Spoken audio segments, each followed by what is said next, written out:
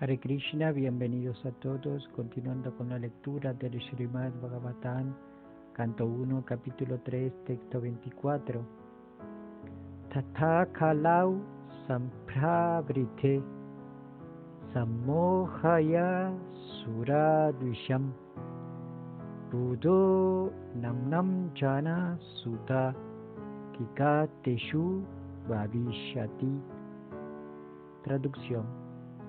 Luego, al comienzo de Kali Yuga, el Señor aparecerá como el Señor Buda, el hijo de Anjana, en la provincia de Gaya, solo con el propósito de engañar a aquellos que estén envidiosos del teísta fiel. Significado dado por su divina gracia, Seva Bhaktivedanta Swami, Srila Prabhupada Ki Jai. El Señor Buda, una poderosa encarnación de la personalidad de Dios, apareció en la provincia de Gaya, Bihar, como el hijo de Anjana, y predicó su propio concepto de no violencia, desaprobando incluso los sacrificios de animales que se sancionan en los Vedas. En la época en la que el Señor Buda apareció, la generalidad de la gente era atea y prefería la carne animal a cualquier otra cosa.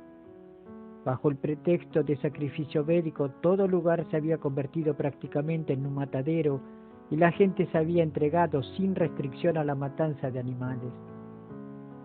El Señor Buda predicó la no violencia compadeciéndose de los pobres animales. Él predicó que no creía en los preceptos de los Vedas e hizo énfasis en los efectos psicológicos adversos que la matanza de animales provocaba. Los hombres poco inteligentes de la era de Kali, que no tenían fe en Dios, siguieron su principio y entre tanto fueron entrenados en la disciplina moral y la no violencia, pasos preliminares para seguir adelante en el sendero hacia la comprensión de Dios. Él engañó a los ateos, pues esos ateos que siguieron sus principios no creían en Dios, pero mantuvieron absoluta fe en el Señor Buda, que de por sí era la encarnación de Dios. De esa manera, a la gente infiel se le hizo creer en Dios en la forma del Señor Buda. Esa fue la misericordia del Señor Buda.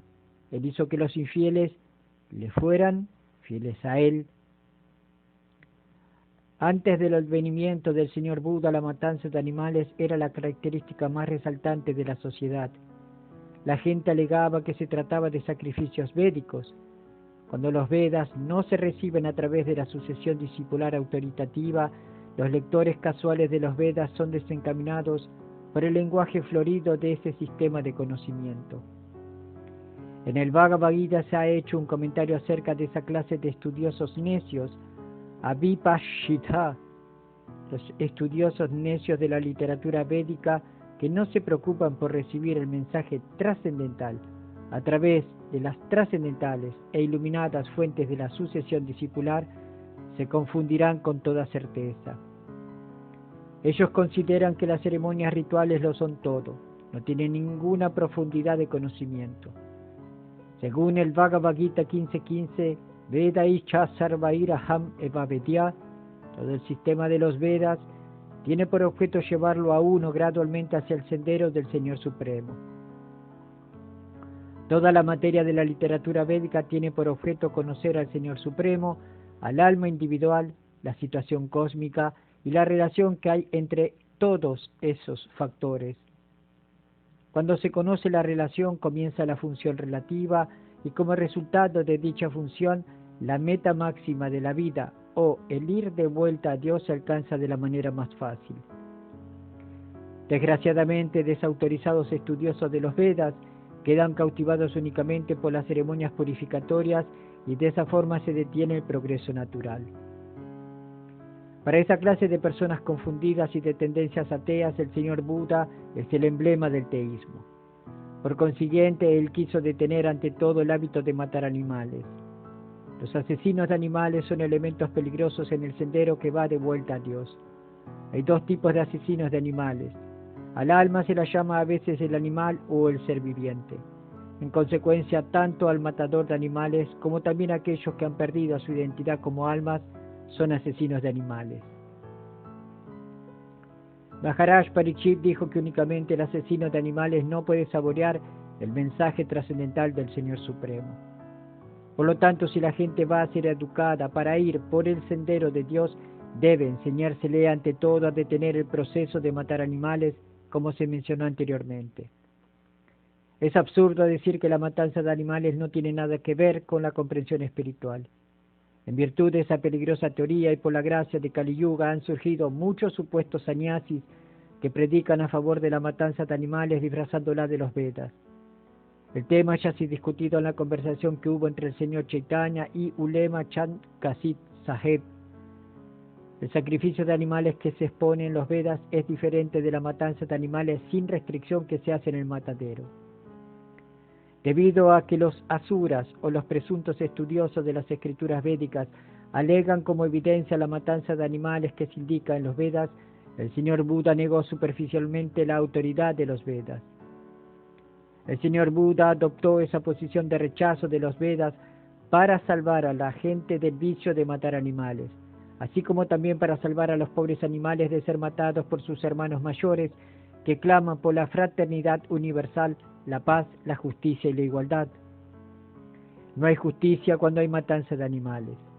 El señor Buda quiso detener esta última por completo y en consecuencia su culto de Ahimsa se propagó no solo en la India sino también fuera del país. Técnicamente se dice que la filosofía del señor Buda es atea debido a que no reconoce al Señor Supremo y debido a que ese sistema de filosofía negó la autoridad de los Vedas. Pero ese es un acto de camuflaje que realizó el Señor. El señor Buda es la encarnación de Dios. Como tal, Él es el expositor original del conocimiento védico y por ende no puede rechazar la filosofía védica. Pero Él la rechazó externamente porque los Suradvisha, o los demonios que siempre están envidiosos de los devotos de Dios, tratan de respaldar con las páginas de los Vedas la matanza de vacas o la matanza de animales, y esto lo están haciendo ahora los sannyasis modernizados. El señor Buda tuvo que rechazar por completo la autoridad de los Vedas. Esto es simplemente una cuestión técnica y no de haberlo sido, no se lo hubiera aceptado como la encarnación de Dios. Ni tampoco habría sido adorado en las canciones trascendentales del poeta Jayadeva, que es una Acharya Vaishnava. A fin de establecer la autoridad de los Vedas, el señor Buda predicó los principios preliminares de los Vedas de una manera adecuada para el tiempo en cuestión, y eso mismo hizo Shankaracharya. Por consiguiente, tanto el señor Buda como Acharya Shankara le abrieron el camino al teísmo, y los Acharyas Vaishnavas, específicamente el señor Sri Chaitanya Mahaprabhu, guiaron a la gente por la senda de la comprensión de cómo regresar a Dios.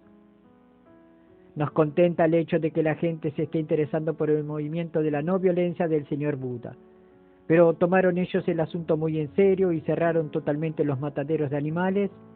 Si no, el culto de Ahimsa no tiene ningún sentido. El Srimad Bhagavatam se compuso justo antes del comienzo de la era de Kali hace unos 5.000 años, y el señor Buda apareció hace unos 2.600 años. Por lo tanto, en el Srimad Bhagavatam se predice la aparición del señor Buda. He ahí la autoridad de esta escritura transparente. Hay muchas de esas profecías y se están cumpliendo una tras otra. Ellas indicarán la excelsa posición del Srimad Bhagavatam, que carece de todo vestigio de error, ilusión, engaño e imperfección, los 4 defectos de todas las almas condicionadas. Las almas liberadas están por encima de esos defectos. Por consiguiente pueden ver y predecir cosas que van a suceder en lejanas fechas futuras. Srila Prabhupada Ki Jai. Hari Bol.